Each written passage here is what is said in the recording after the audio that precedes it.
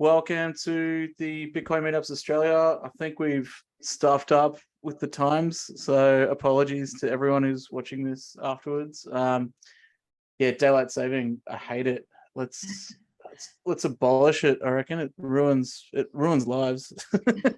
But anyway, so yeah, today we're going into hardware wallets. There's a whole bunch of stuff to dive into for that, and I've got an activity planned at the end that I think people might find interesting. So yeah, basically there's a bit of there was a really good article that I found about signing devices. I was going to ping you, Chris, actually, to see, because I know I sent it to you, and I was like, a website set up basically explaining why we should shift from the term hardware wallet to signing device. And it's basically, the idea is that when you have a hardware wallet, there's actually no Bitcoin or crypto sitting on that device. You actually just have a device that can sign transactions. So it's a big difference. And there's a whole backstory to that, and a big debate on Twitter about it. I'm of two minds. Like, I get the thinking, but I think it's for people sort of that are already there, right? So like, if we're onboarding people, hardware wallets probably a nicer, more palatable term. I wanted to share this like Bitcoin grenade as well, because it's something that I bought just recently. I've actually got one, and it's got like open dimes inside of it, or that's what you're meant to do. So an open dime is this little guy here, which you can probably see, which I'll get into later, which is a really cool hardware wallet that's made basically for giving people Satoshis, is kind of the backstory to that. All right, so just wanted to bring this one up. So this is this is something I built back in 2012, and the idea was basically hardware wallets before I knew what a hardware wallet was. So we were kind of approaching businesses and saying, like, we can set up like a cash register / till for you with cold storage. And at the time, like, cold storage was essentially setting up a PC that was disconnected from the internet. So that was my thinking behind it. And if you want to, I've paid for the domain just for historical value. If you want to go check it out and see the wacky ideas I had back then, and kind of where we've come from there. It was it's been an interesting journey to actually have, like, hardware wallets that everybody uses every day, from an idea that I had of just using hardware sort of disconnected from the internet. The other thing we have, for anyone who needs some tutoring around BTC specifically, but Web3 and all the other cryptos and stuff. So it's an Australian project running through the Digital Playhouse. We're actually doing tutoring over the Lightning Network. So we each have a Vita page set up, and you can contact us and ask us any questions and that you have, like, pertinent to hardware wallets specifically, or anything else, and security along the way. And we've got a growing team there, and it's been a really cool project with an open curriculum that we're building out specifically for financial literacy as well. So hit us up on there if you need some extra support. So CoinStop, actually, Chris, you're here. Do you want to talk about CoinStop? So I think supporting Australian organizations and companies is really, really important. And if you don't, I can just talk about CoinStop. I can give a quick primer on CoinStop. So yeah, to everyone who doesn't know me, my name's Chris. I'm the CEO and founder of CoinStop, which is Australia's first and largest hardware wallet provider. We've been doing it since 2016, so quite a while. So I know a thing or two about hardware wallets. We just try to give people a genuine place to receive good customer support and fair pricing, and of course, as fast as possible delivery, because we're obviously based here in Australia. It's great that Kieran and the team have put on this event on hardware wallets, because obviously it's something close to my heart and something I think is probably the most important thing when it comes to Bitcoin, being able to secure your keys. And I agree completely with some of the things you said at the start, Kieran. about signing devices and hardware wallets. I believe wallets are a much more palatable term just because everyone is accustomed to it. You put your money in your wallet, you put your credit card in your wallet. It's a very, user-friendly term.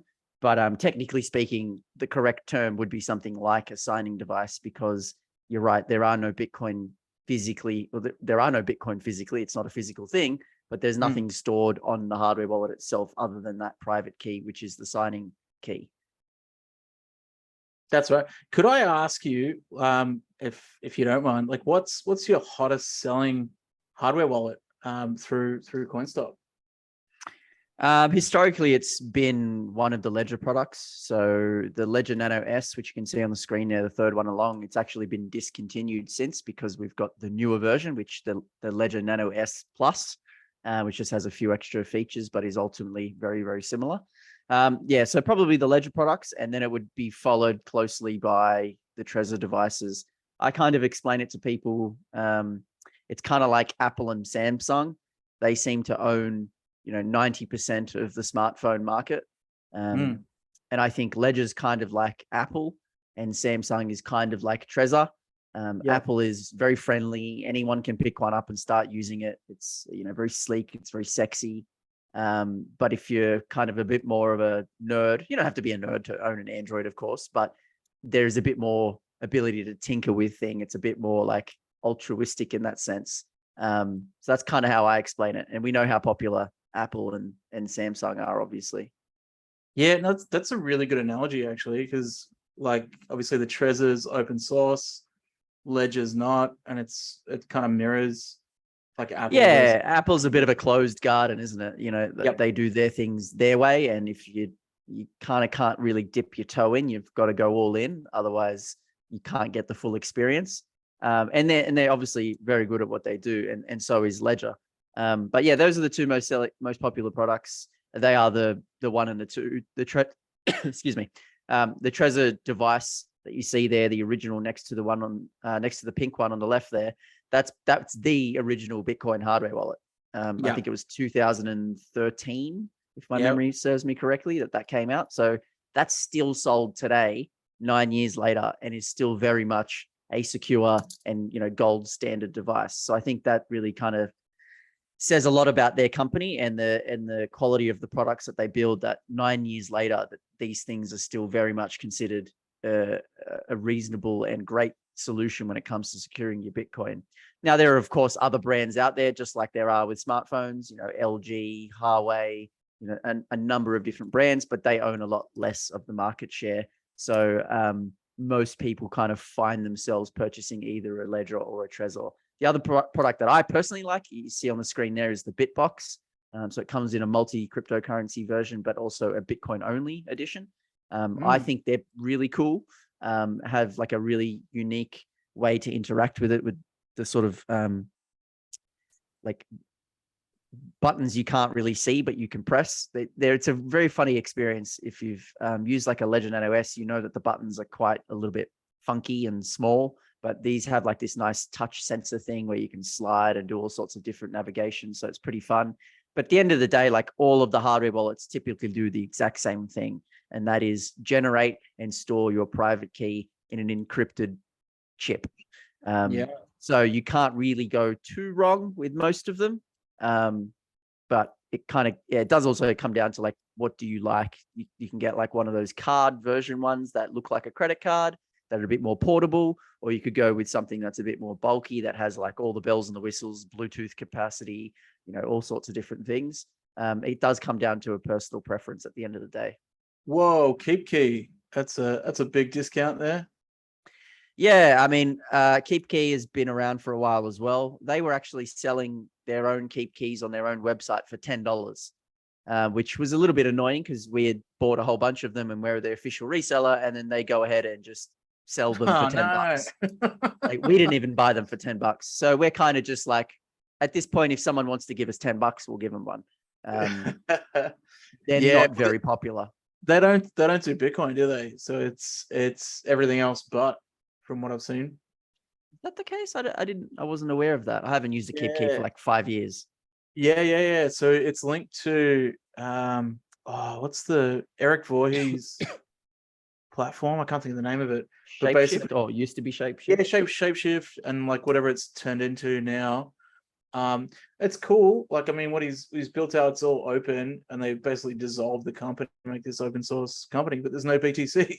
So it's like all these like alts and weird coins that you can get on there, kind of backed by their own ERC20, and that's all sitting on the hardware wallet. So interesting, but yeah, it's it doesn't do BTC, so not much use. It's not one I'd probably recommend anyway, to be Not honest. what I recommend. No. Hence the massive discount. That's cool, man. Oh, thanks for jumping into that. That's great. Cool. So going on to the next one I wanted to touch base on. Now, I know Ollie, who's not here, so Tiggs, he's actually bought a couple of these that we're going to play around with next week, I think. But basically, you can build with a Raspberry Pi Zero, build your own seed signer. And the idea is that the hardware is all open source and the software is all open source. So you can actually even 3D print your own cases and the whole thing. And yeah, basically you're setting up a device signer with all open source software and hardware. So I'll report back on how we go with that, but I'm pretty excited to actually build our own. The funny thing is, like, this is only a recent sort of thing, but a couple of years ago, maybe 3 years ago, one of the kids at school wanted to get some Raspberry Pis because he came across like some project online to make your own hardware wallet with a Raspberry Pi Zero.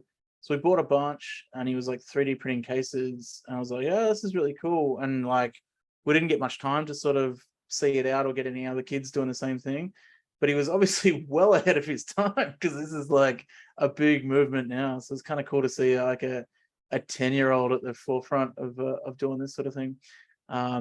Shout out to Imtiaz if you watch this, buddy.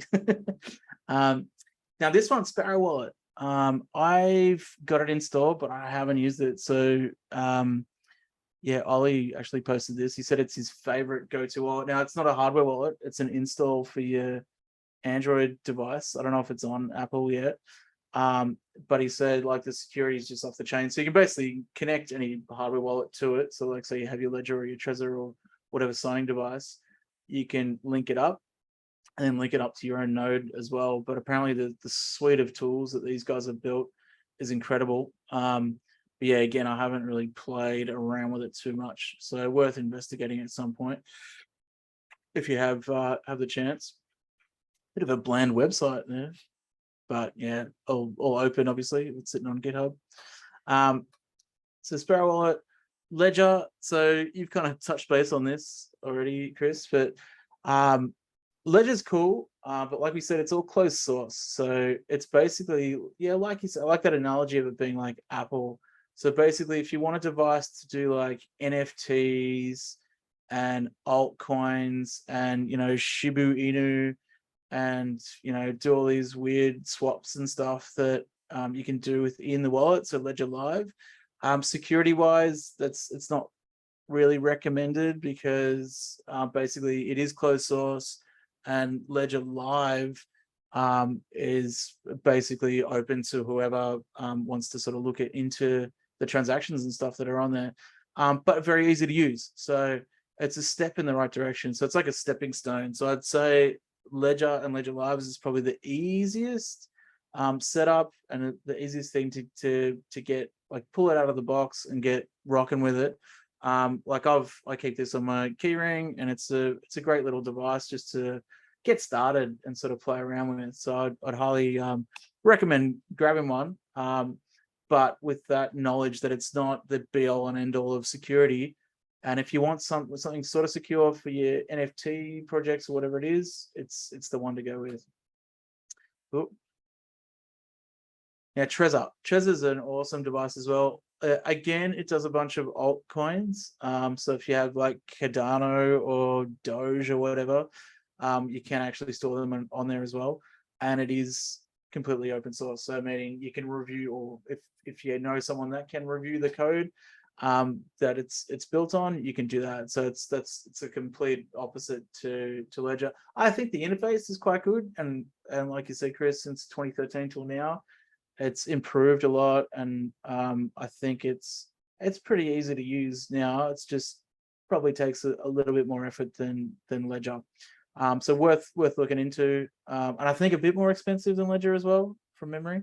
So yeah, it's about the same. I would actually say that from what I've noticed selling hardware wallets for the last 6 years, that just looking at our customer support tickets, you know, it's pretty much 95% Ledger and like 5% Trezor. Like very few people ever come to me and say, "Hey, I just bought a Trezor off you. You know, I just don't know what I'm doing. Can you help me?" wow, Like that's huge. I actually think the usability and user experience is better on a Trezor. And without getting into the weeds, I think it's because of the fact that they don't have the concept of apps. So those who have used a Ledger device know that you need to download and install apps on the device. And when you run out of room, it gets all confusing. So I think the fact that Trezor don't have that design actually makes it a lot easier to use. That's just the feedback I've gotten. Like, you know, we offer one-on-one consultations to our customers as well for those people who just need that extra help. And Yep. it's always Trezor. Sorry, it's always Ledger. Correct. Ledger, Yeah, interesting. always Ledger. Yeah, it's Wow.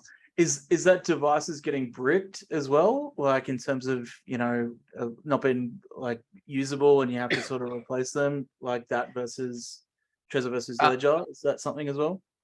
but yeah, both. So definitely like actual support with just people learning how to use it. It's like, you know, 9-to-1 in terms of Ledger. And then when it comes to like devices sort of malfunctioning or having issues with them, it's not as bad anymore.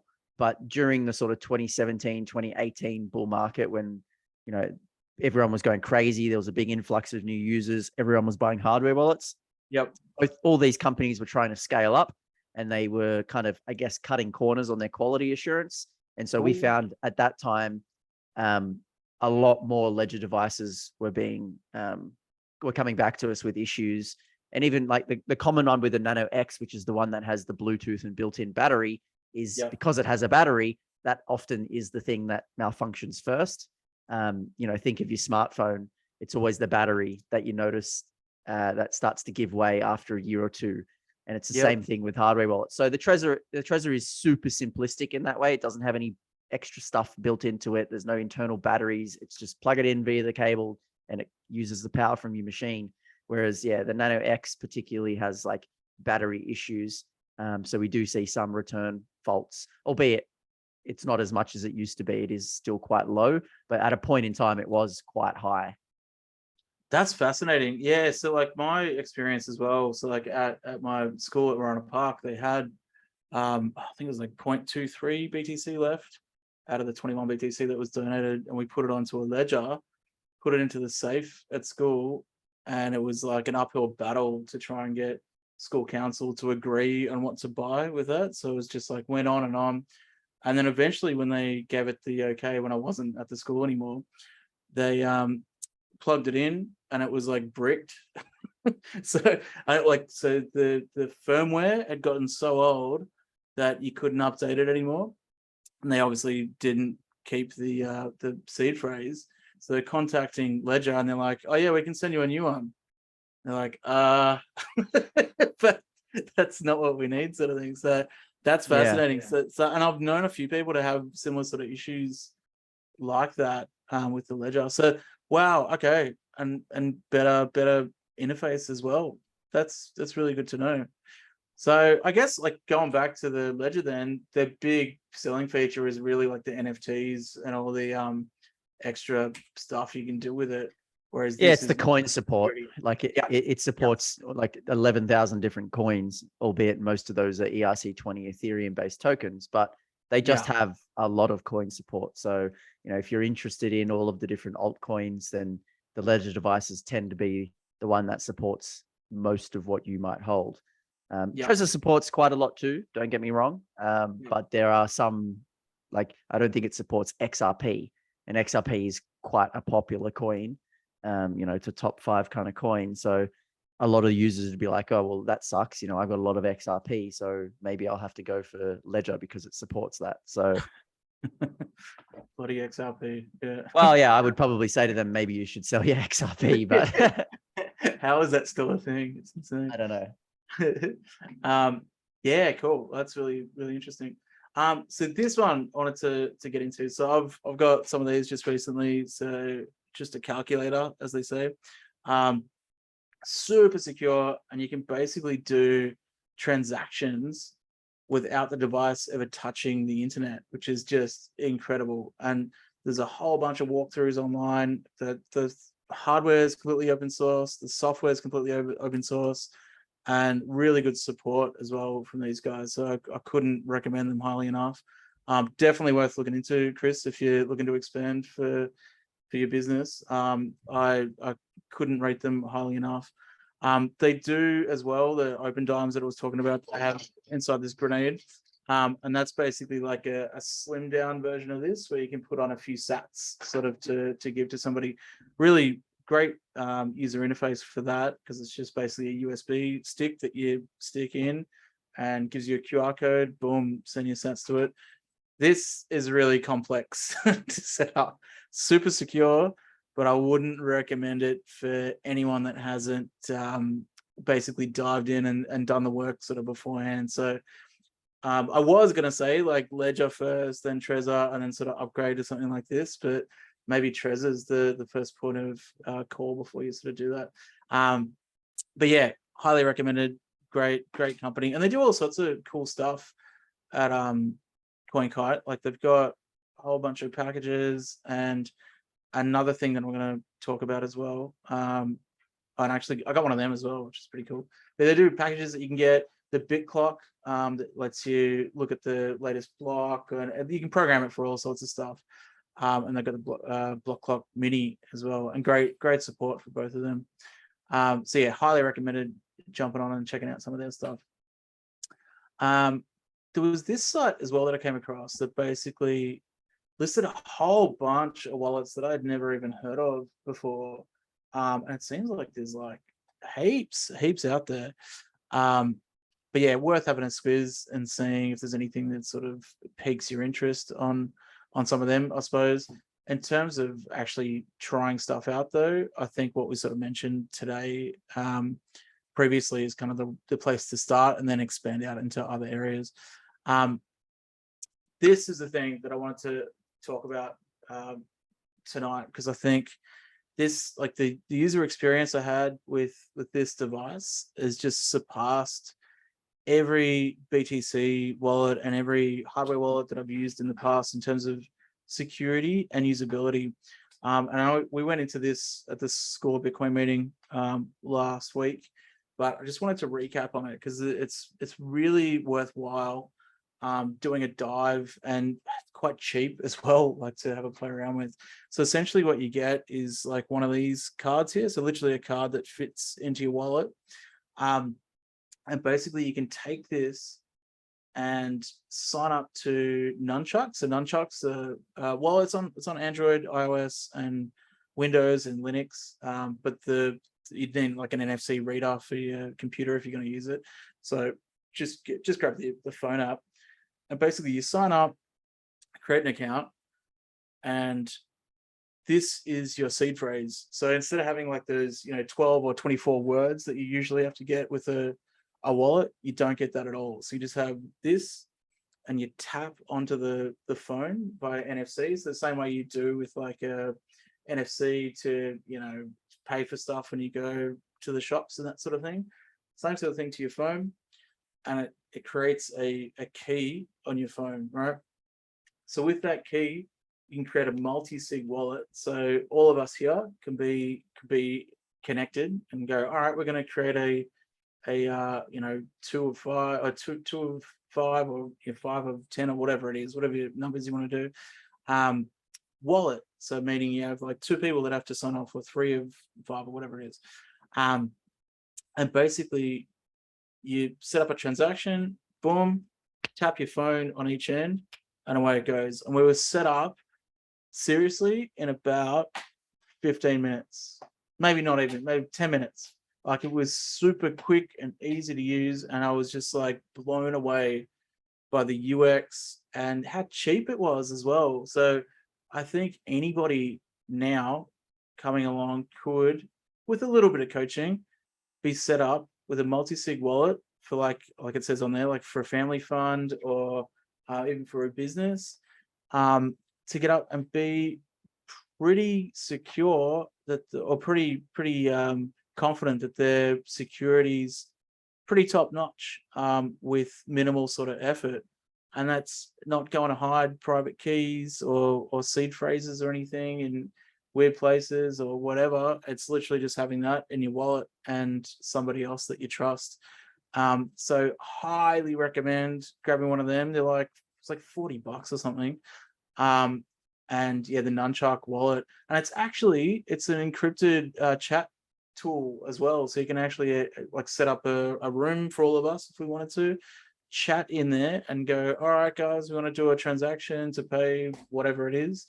So we're looking at doing one for the School of Bitcoin specifically. So it would mean basically for learners coming into that have projects they want to build, we can just chat in the app and go, cool, here's this project or this thing that these learners want to build. Do we all agree? Boom. Then you tap your card on there and away you go. So yeah, highly recommended. And they've got all these cool designs. I'm kind of jealous actually. I think I might get another one because mine's kind of boring. But yeah, they've got all these like cool designs now that weren't available when I bought mine. So I'm gonna have a look and probably get another one, I think. But the other cool thing is as well, you only need one of these to have multiple wallets, right? So you can have a personal one, a group one, a work one, whatever, all from the one key, and it's not predicated on having multiple cards. So yeah, it's super cool stuff and completely open source as well. So yeah, that's that one. And finally, I just wanted to do a bit of an activity with you guys. So I don't know if anyone's seen this website before, but it's called Wallet Scrutiny, and basically it takes well, it's not completely accurate because I think some of the stuff's a bit out of date. But if everybody can go, if you're on a computer, just to walletscrutiny.com and yeah, bring it up and then bang in one of the either one of the wallets that we spoke about today. I might do Bitbox. You reckon Bitbox is good? I might chuck that in and see what they have to say. I like it. Cool. It looks cool. Looks funky. So let's see. So they give you, Jesus, they've done a fair few from the looks of it. It's the O2, right? Yeah. All right. Not reproducible. Oh, okay. So I think that means it can be open source, but they didn't get the binaries matching so that could be out of date as well. But basically, it gives you a rundown of whatever device you put in, and they've really gone for it to see like what's secure, what's not. It probably goes a bit overboard to be honest, but I really like it. So we check out Ledger. Oh, Open Ledger, what's that? Cool. DIY. So we'll do Ledger Nano S. Very common one. So no source for that found. So that's what we're going into before. So it means basically no source code. So if you wanted to, you can't review the source code for that. So meaning there could be backdoors and God knows what in the software, probably not. But the fact that no one can review it means that you don't know, right? So it's just like a black box basically. Leans on the classic saying, right? Don't trust, verify. So Yep. in Ledger's case, we have to trust them. We have to trust that what they're saying about their devices being secure is the truth. Whereas for someone like Trezor, we don't have to take their word for it. I mean, we're not perhaps smart enough to do this, but there are security researchers all around the world who independently review the code and then come to their own assessments using their expertise that we can also then go, okay, look, these 25 different security experts that have said this checks out. We can't do the same thing if the product is closed source.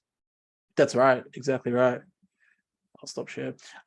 yeah, so if anyone wants to jump onto that website and then put in a wallet that I've mentioned or one that you use. Now I know we haven't got many people here, but be good to see some feedback on what you guys are using out there, or yeah, any questions as well.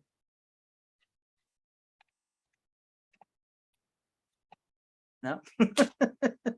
Oh yeah, I got a couple of questions. So if I've got a ledger and I want to use a Trezor, can I just use the same seed words in a Trezor as a ledger? No, definitely not. So you got both, right? Yeah. So if I buy a new Trezor, can I just whack in the seed words that are generated from the ledger, and will it bring up my coins? No. Two different pieces of hardware.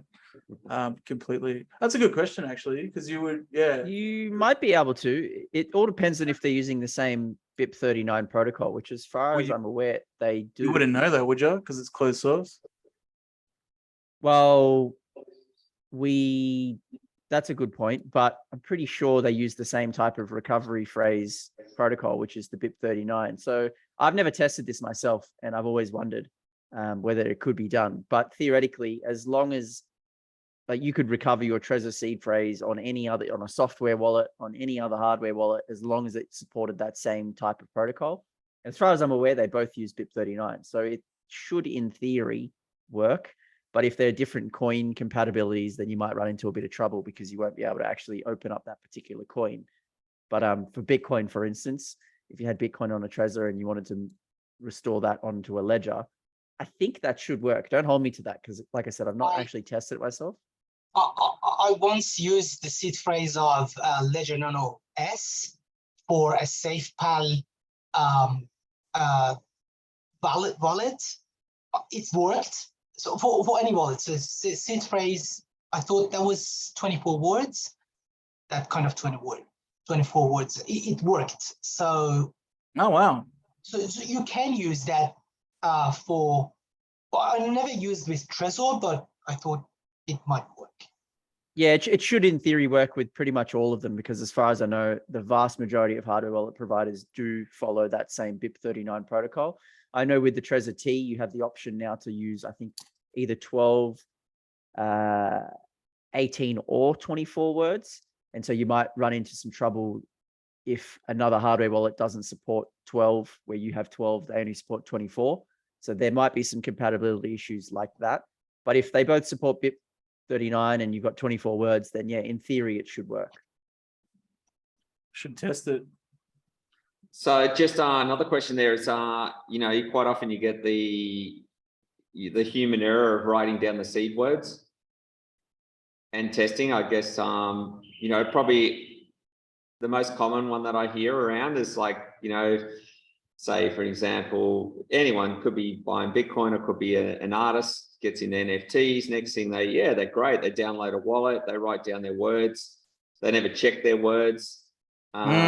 So they go back one day and they've got to recover their wallet and they've got their words wrong. Is there services around that are trusted services? Quite often it's one word might have been written down wrong. Have you guys ever used any services to recover wallets? That? That's a good question. I've helped a few clients with these types of issues where they have lost access to their Bitcoin, and they've got their words or what they thought were their words, and it didn't restore the wallet that they were expecting it to restore. And so I actually helped a client in Melbourne about 2 years ago. We tried to brute force our way into his wallets using the words that he did have, thinking that he's probably made a mistake somewhere along the lines. So we pulled up the 2048 word list, and we went through that basically one by one and said, where could we have made a mistake? Maybe you wrote down the wrong letter, or, but it's the mathematical, it takes a supercomputer thousands of years to brute force their way into a seed phrase. I'm human. I can only try one combination every couple of minutes, maybe every 5 to 10 minutes. A supercomputer is doing that computation at, hundreds, if not thousands or tens of thousands a second.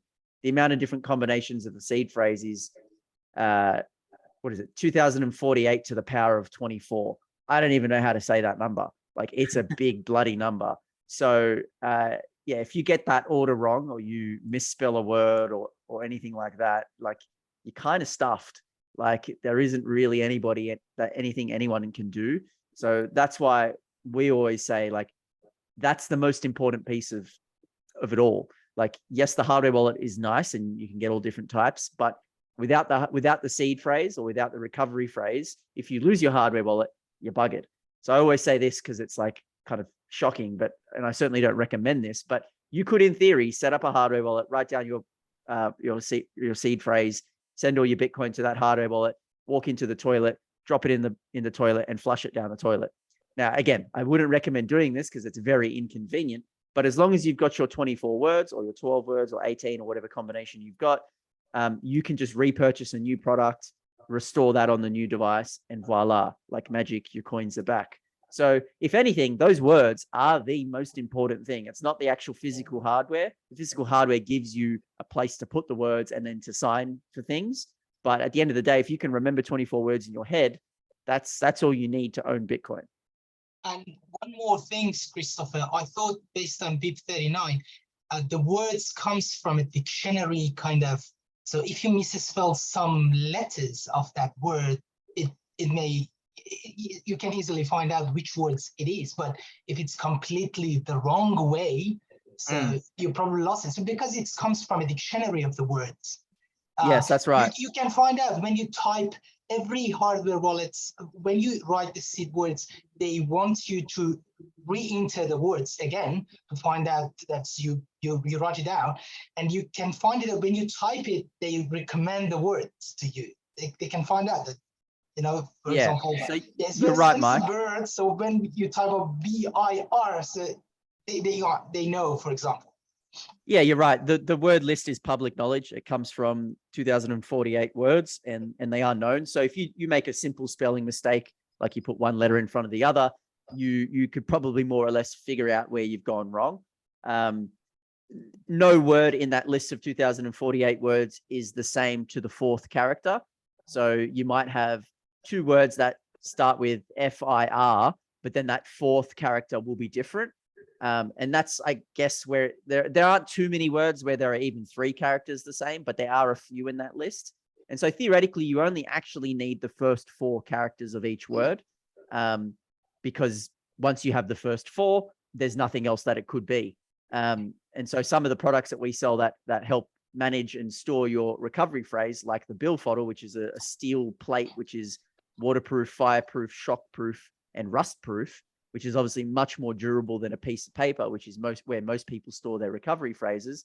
That only has a spot for 4 characters. And people often get really confused, like, oh, my word's six letters long, but this only has a space for 4. And the reason is because you only actually need the first 4 characters. It's just easier to remember a full word. So if the word was table, it's easier to remember table than TABL. TABL is like table. What is that? But you put an E on the end and it's like, oh, it's table. That's easy to remember. And it's a bit easier for the human mind to comprehend. But theoretically, you only need TABL. Chris, so, say, for example, if you set up a ledger and it gives you your 24 seed words, some of the words might only have 3 letters.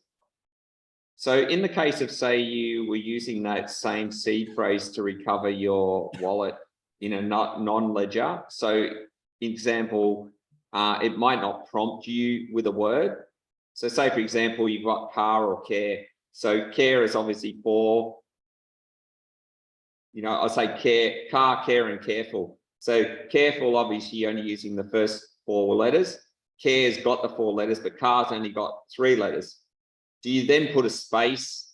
How do you represent that if you had to just put all of your string together? So the first 4 letters together, that's your cryptographic key, correct? So if it's in the case of there's only 3 in that letter that it generates you that seed words, do you just put 3 in the long key string? Yeah, I don't actually know if there are any words that clash that conveniently, like your example. You would just enter what the word is. And like Mike correctly mentioned, on some of the hardware wallets, it does autofill. So it narrows down from the list. Sure. If it's not doing that, then and if it was your example, if it was car, you just put CAR and then you'd move to the next word. Like that's that's you saying, this is my word. And when you get to the end, it'll automatically figure out like, is this correct? Is this not correct? And then it will display whatever wallets are attached to that private key. But yeah, I don't think there are any words in the list. I'm pretty sure like car, care, and careful are not on the list. Sure. But there are definitely a couple that are like super close, but it's not too many words. And the chances of you getting those 2 words next to each other, or like even in the same 24, it's pretty slim. Again, I don't know the math off the top of my head, but it's pretty slim. Yeah. I don't know if anyone had any questions too about like the differences. Say a lot of us, you know, so when we first started out, might have just used a phone wallet. So you downloaded say a Bitcoin.com wallet, say for example, which just first came out with ETH and Bitcoin on it, but it went straight onto your phone. What's the difference there? You know, most people are just on a device. They're not doing a cold storage. They've still got to do their seed words. What's the risk of just having your wallets on your phone? Well, it's connected to the internet, right? So that's like hot versus cold. So you have a device that's air gapped and not connected, meaning that no one's going to be able to hack into it because it's off, right? If your computer's on or your smartphone's on, there's a whole bunch of risk vectors getting into your device to actually hack you. So yeah, highly recommended to not do that. That being said though, like with this guy, like the security aspect is the network of people that you know, right? So it's like having a secure group. So like even if your device got hacked, Gordon, so say you set up Nunchuck and you've got this and you've tapped your NFC and someone somehow breaks into your Android device and they've figured out, you know, how to remotely control your phone or whatever, and then somehow managed to get you to tap this somehow, like through social engineering or whatever, still has to go through all the other people to do that as well. So the multi-sig aspect, I think, is really key to doing that. And you don't have to have one of these. You can actually do it with a hardware wallet as well. So Ledger, Trezor, whatever, through Nunchuck. Really simple interface for setting up multi-sig. It's just so beautiful the way they've set it up, because I've done multi-sig in the past. Like it's clunky and hard, and you need 2 people that are sort of technical, but they've just bridged that gap so well. So multi-sig, I think, is kind of the answer to that. So you can have a hot wallet and be relatively secure as well now doing that. The only drawback to multi-sig, as is something I listened to recently on a podcast, is the fact that you're more exposed. So security is better, but the transactions for a multi-signature transaction on the blockchain are really obvious. So for those third parties who want to investigate transactions and are creepily looking at, you know, whatever transactions are happening on the blockchain, they stick out apparently. So you can see, oh, that's a multi-sig. Where's that coming from? And where's the IP address and sort of thing. So, I mean, that's the trade-off for that as well. But I think the security and ease of security that they've developed with that is really exciting to me anyway. Werner, we've just got Werner's join us here. Have you got any questions about wallets at all? I just have a question about how easy it is to exchange currency from a decentralized way using cold wallets. So let's say I have some Bitcoin, I would like to exchange them with another currency using like a decentralized platform like Cake or Uni. How easy it is to do through a cold wallet? Ledger actually supports that, so you can do it natively on Ledger Live, actually even off your phone now as well, which is pretty cool. So does Trezor. They have partnerships with different exchanges or coin swapping services where you can do it within the platform itself. But like using a hardware wallet, either a Ledger or a Trezor, and something like MetaMask is actually not that difficult. So if you were trading on Uniswap, for instance, which I think was one of the examples, you can actually set up your MetaMask account to not use one of the addresses that just gets generated from within the MetaMask plugin, but instead you link your hardware wallet and it pulls from that. And so whenever you want to do a trade on Uniswap, for instance, you go to Uniswap, you open up your MetaMask plugin, it picks up the wallet. You have to have your hardware wallet plugged in, because when you go to actually execute that transaction, it's going to ask you for the final step before it confirms to physically press the button on the hardware wallet. And that's the signing of the transaction. So you get the benefits of both worlds, actually. So there's a nice blog on our website that runs through how to actually set this up and how to do it. Otherwise, there's plenty of resources on YouTube and all over the internet if you want to have like a step-by-step guide on how to actually set up MetaMask using your hardware wallet.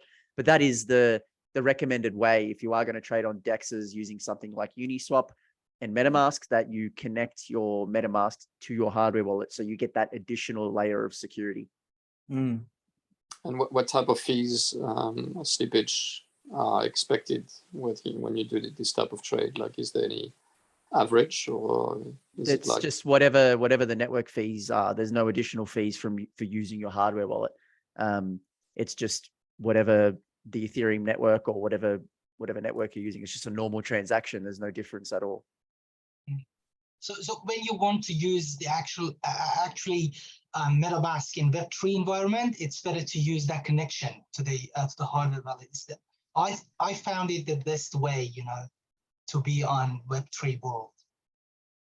For sure. Yeah, you get, like I said, you get the best of both worlds. You get to use the nice user-friendly in-browser built MetaMask, but you don't have to trade off the fact that you're using an online wallet, and you still get to piggyback on all the beautiful things that a hardware wallet offers you. So it is highly recommended to do it that way, especially if you've got, fairly significant amounts of money. If you're just playing with, $50 or $100 worth of Bitcoin or Ethereum, then maybe it doesn't matter so much, because it's not so life-changing if that $50 or $100 goes missing. But if we're talking about trading, half a Bitcoin or a few Ethereum or whatever number that is to you, that starts to feel like, if I lost this, that would kind of suck. Use a hardware wallet. It adds one extra step, but it's such an important step. Christopher, do you know that we can connect Trezor to MetaMask as well, or? Yeah, you can. I haven't done it, but if you open up MetaMask and you, I've got it here right in front of me. Let me just quickly open it. Oh, I don't remember my password. Okay, that's great. There should be an option to like import wallet, I think is the terminology they use. So if you go to the, where is it? If you click on like your account in the top sort of right bit, it says connect hardware wallet is the third option down. You click on that, and then it opens up a new window, and it actually says like, which hardware wallet do you have? And it has Ledger, Trezor, and two other things called Lattice and QR based. So there might be other hardware wallets that are supported as well. Maybe like the SafePower or something like that. I'm not sure, but definitely Ledger and Trezor. You click on the one, you plug in your Trezor, and you kind of follow the prompts. It asks you to like export some public addresses. So MetaMask can kind of have receiving addresses on behalf of your ledger. But at the end of the day, the signing key never leaves the hardware wallet. And that'll be the thing so if someone hacks your computer, takes over your mouse and your keyboard, opens up your Google Chrome or whatever browser you're using, opens up MetaMasks, they probably know your password because they've had your computer hacked for a while. So they've been key logging all of that sort of stuff. They enter the password. They then go to send something from your MetaMask account without your permission to their own wallet. The final step will be, now please confirm that transaction with your hardware wallet, which obviously they're not going to be able to do because they don't have access to your hardware wallet. That's sitting with you physically. And so that's the key protection that hardware wallets offer you, is that your computer can be completely infected with malware and all sorts of bad things. But at the end of the day, to sign any transaction, you're going to need to physically press a button on the device. And if you're not in the room with that device, you can't do it.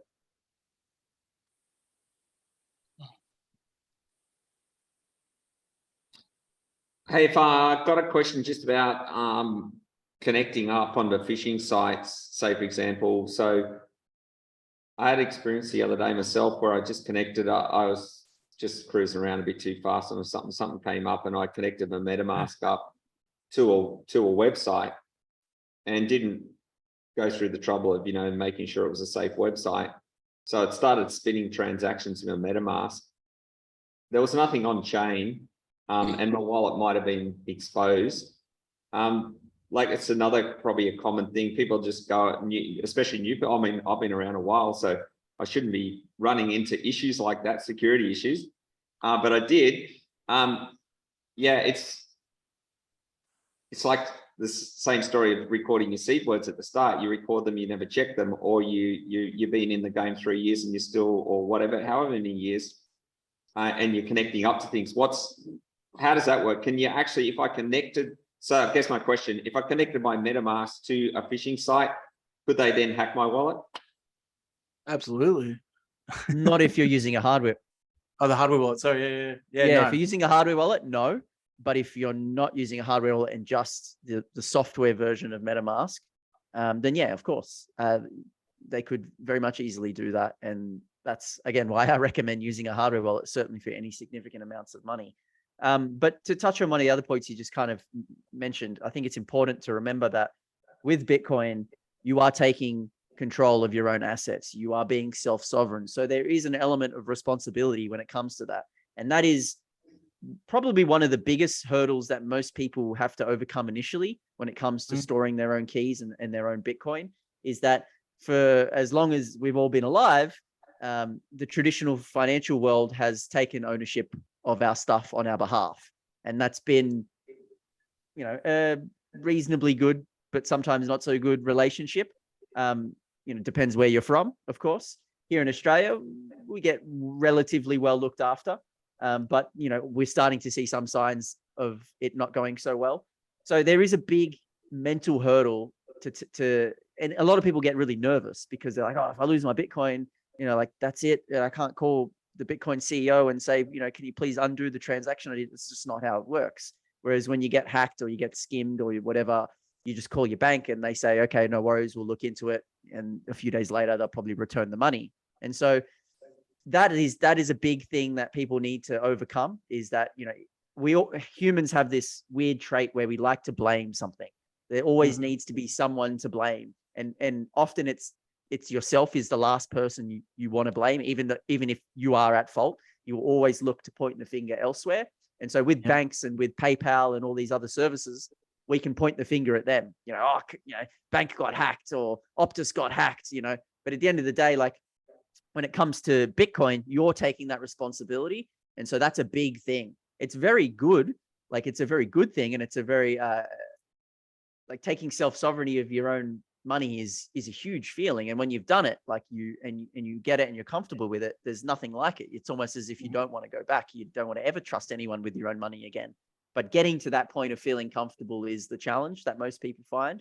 And that's why, whilst software wallets aren't the greatest in terms of security, they are part of the stepping stone. They are part of the journey. Download a wallet on your phone, put $50 in there, have a play around, get comfortable with the terminology, copy pasting addresses, managing seed phrases, restoring wallets, all that sort of stuff. And then as you get more comfortable and start investing more of your capital and it starts becoming a bit more serious, then you upgrade your skills at the same time. So you buy yourself a hardware wallet, then you learn how to use one of those. Like, it's a journey. Like, Bitcoin certainly can't be learnt overnight.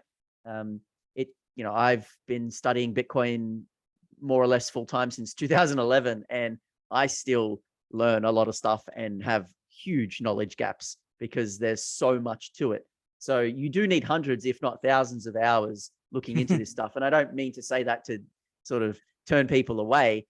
There is beauty in that as well, right? Like, you can't learn something so complex and so beautiful overnight. Otherwise, it wouldn't be very complex and beautiful.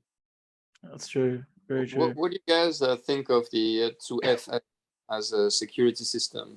Is it good enough, or obviously a cold wallet is not connected to the web, so of course it's going to be more protected. But I thought so far that like at least a 20-digit password plus a 2FA was actually quite a good way to protect your assets from an exchange or somewhere like that. What do you get about it?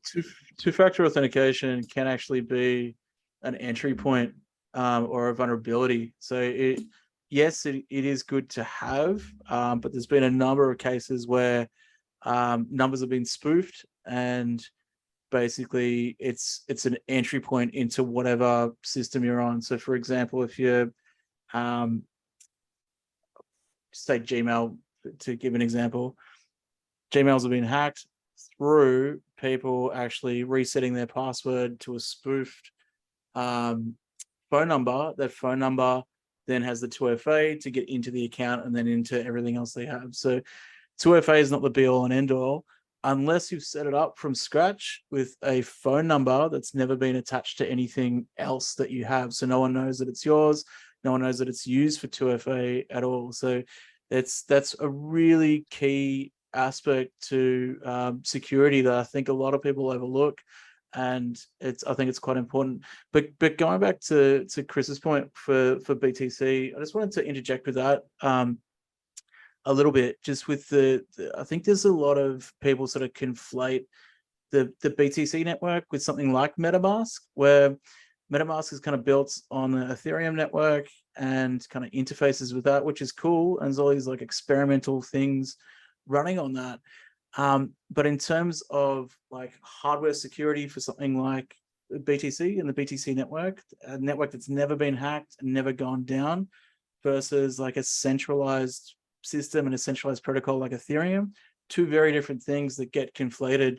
And in terms of security, I wouldn't trust MetaMask even with a hardware wallet.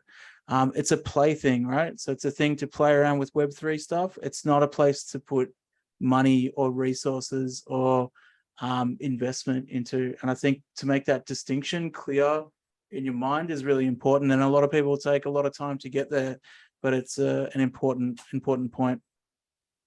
Yeah, I just want to add a couple of things there. So to what you just said, Kieran, I look at it as the tuition cost. So all these mistakes and hacks and learnings and trading and getting wrecked on the market, it's part of your tuition costs. It's like going to university to get a bachelor, you pay your fees, and at the end you get the piece of paper.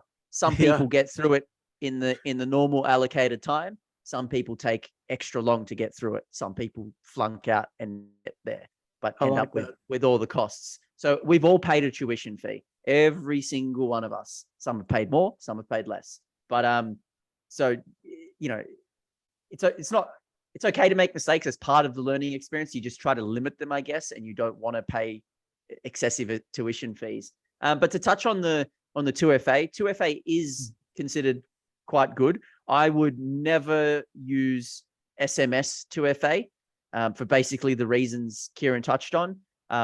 Great example is the Optus hack. Now everyone has all these bits of information and phone numbers tied to it. Your phone number, at least here in Australia and many other parts of the world, to register a SIM card, you need to provide a proof of identity. So a driver's license or a passport. So there's already a database somewhere that says this phone number belongs to this ID. So it's already kind of game over before you've even started. So if you are going to use 2FA, which I highly recommend on anything that allows it, try to use something like Google Authenticator or Authy or something like that. Some places even allow you to use pieces of hardware like a Trezor. So if YubiKey or a Trezor itself, you can use to sign into a lot of places. Not everywhere will support it, but something like Google Authenticator is much better than an SMS because of the SIM swapping attack. It's just so easy and so common. I would never, ever recommend anyone using SMS 2FA if given the option between that and something like Google Authenticator. Now, I don't like Google either. That's what I was referring to, and I was confused because I thought you were saying that a Google Authenticator 2FA was actually connected to my telephone number. No, it shouldn't be, but it's connected to your device, and your device has all sorts of IDs connected to it. So it's not a perfect system either, but it is much, much better than SMS 2FA just because of the SIM swapping attack. It's so very easily done. And because your identity is already attached to your SIM card before you even start connecting it to exchanges, it's kind of, you've sort of made your bed and slept in it before you've even, fallen asleep. So highly do not recommend doing that.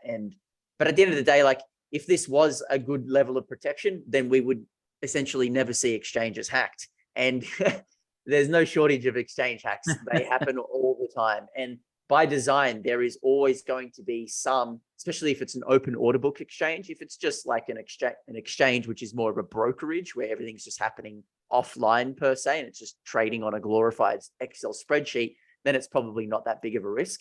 But for anything that has an open order book where people are actively trading in live on that network or on that platform, there will be a percentage of the user's liquidity and their funds exposed to that environment. So most exchanges, I've worked at exchanges before, so I do know this, but most exchanges have about 95% of their customers' funds. So if they have 1 million customers and they have $10 million worth of their customers' funds on their platform, 95% of it on average will be stored in cold storage hardware wallets, which is fantastic.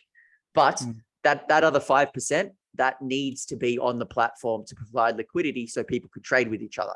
And that's the 5% that gets attacked. It's not the hardware wallet stuff, it's the stuff that's exposed. And so if we're talking about Binance or Coinbase or any of these large exchanges that are doing millions, tens of millions of dollars worth of volume, have hundreds of millions of dollars worth of customer funds, 5% doesn't sound like much, but when you say 5% of 100 million, now we're talking about some pretty significant amounts of money. And this is where people get stuffed up. And so like Cryptopia got hacked, which is a New Zealand exchange back in 2019, I think it was. And it was about 35 million or something like that, 20 or 30 million. And only certain coins got stolen. So like a bit of Ethereum, a few different Ethereum altcoins, and that wasn't like Bitcoin, it wasn't some other coins, but everyone's funds on that exchange got locked because they went into receivership.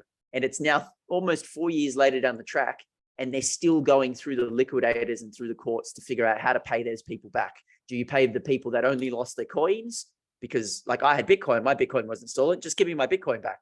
The people that were holding the coins that got stolen, well, tough luck on them. Or do we say, well, everyone takes a bit of a clip because we're all users of the platform? I guess this is what they're trying to work out. And this is 4 years later, and people still haven't seen a dime of their money, while all of the money that is left is now being milked by the liquidators themselves, ironically, because the longer it gets dragged out, the more that they get paid. So I just don't understand why you would ever risk it, even if like you do have 2FA, or you just like get yourself off the exchange. Like they're not security experts, they're trading platforms. Use them for what they're used to be used for, and use a hardware wallet for what hardware wallets are to be used for, which is securing your coins. Well, now that you bring in the topic, I actually developed a trading algorithm for the last 2 years that is quite successful. And I was actually looking for people who would like to review it and tell me if it has any sort of values, and eventually support like using that trading system to create like a business for mums and dads who would like to invest safely in cryptocurrency. But Well, I'm probably not the right person to answer that question because I'm not a trader and I'm not interested. I'm probably at not all. the right person either. But you certainly wouldn't be the only person to devise a trading algorithm and to have a business model based off something like that. And it comes with risks. So I would just say that up front. No trading algorithm, regardless of how successful it's been, is foolproof. There are so many different ways that markets are manipulated. We see flash crashes where they go down to zero for half a second and come back up just to liquidate everyone. Who knows who's behind those sorts of things? No trading algorithm can really kind of account for those types of black swan events, I guess you could say. But yeah, like there are plenty of people out there that do have this as a business model where they sell some trading algorithm thing that makes, like, both in the traditional finance world and in the cryptocurrency world. This is not a new thing. But I would just say there's a lot of risk involved with that kind of business. There are certainly people out there that might be able to offer feedback, though. Just it wouldn't be me. Well, do you know anyone that would be interested in like having a look and telling me what the thing? And by the way, I'm not offering any support in futures, so liquidation is not an option. It's just buying and selling coins. And yeah, if any of you guys have any clue, because I developed this algorithm in the last 2 years, and I'm just doing this on my own. And yeah, I would like to see if it has any sorts of value that can be helped for the community. Whereabouts are you based, Max? Sydney. Here in Sydney. I was going to say maybe hop into the blockchain center. There'll be some people there. I'm not too familiar with the Sydney scene though. I would probably recommend trying to join as many crypto-based groups, especially trading-specific ones. They're all over Telegram, Discord, Twitter. You will find the people, and then just throwing out like an introduction into those groups and saying, hey, you know, I'm Max. I've been developing this trading algorithm over the last 2 years. Here's what it does. Here's what I've learned from it. Would anyone be interested in trying it out, having a look, giving me feedback? You'll find there are a lot of traders out there. I'm just not one of them. So it's not interesting to me, but I know there are plenty of them out there, and you will find them. Sure. All right, thanks. All right, guys, I've got to skedaddle because we're going to dinner. I'm getting the evil eye from here. So Yeah, Kieran, Chris, great show. Karen, that was awesome. Thanks to Werner for coming. Everyone that was there. We'll be back Thursday, first Thursday of every month. Next Thursday, we'll get the get the times right. Get the time zones right, and yeah, if you can jump in the School of Bitcoin Discord and tell us if you've got any topics you want to bring on, if we've got any special guests that you want to bring in. So yeah, let's raise the topic early in the session next week, see what we want to do for next month. For sure. Yeah, shoot through the recording when you can, Gordon, and I'll absolutely be doing it straight away. Awesome. All right. See you guys. Thanks, everyone. Thanks very much, Thanks, everyone. Bye. Have a great day. Cheers.